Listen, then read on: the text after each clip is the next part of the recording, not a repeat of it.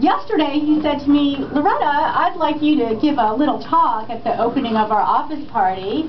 And I was like, oh yeah, sure, okay, no big deal. But Fred, details matter. Like the detail that there were going to be like hundreds of people here, including the mayor and these elected political officials. So you'll excuse me if I'm a little bit nervous. But I did want to say just a few things to highlight the importance and the fun, actually, of volunteering and how I got involved in Obama's campaign for change. I read a story about Obama early on in the primaries, and the story made me think that Obama really was finally something new and something different.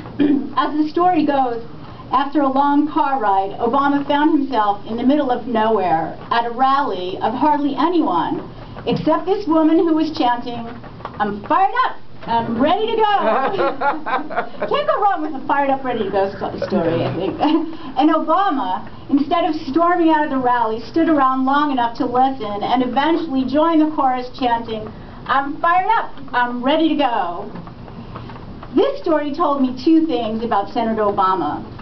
The first one is that Obama listens. He listens to people. He listened enough to make some of our words his words. That's how I knew this really was a grassroots movement. That's how I knew we, the people, could make a true campaign contribution. A contribution not in the financial sense, but in the truest sense of lending our voices and talents. And I knew even more importantly, he would take our contributions, take those contributions and make them his.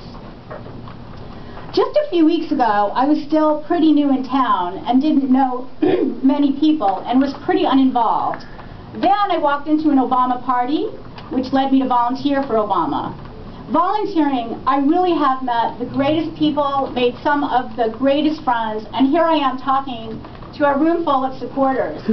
So I really know that change happens, and I'm asking all of you to be part of that change by volunteering.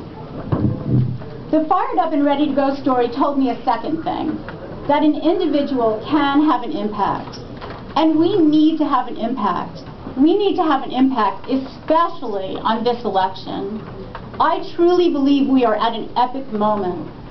Our environment is at stake, human rights are being exploited. The very lifeblood of this country, the Constitution, seems to be in peril. And it occurs to me that maybe this point in history is not unlike the Civil Rights Movement. The Civil Rights Movement, too, threatened the most fundamental concepts of liberty and equality. And I think of how it would have been as a parent to have your child come home and ask you, "Mom,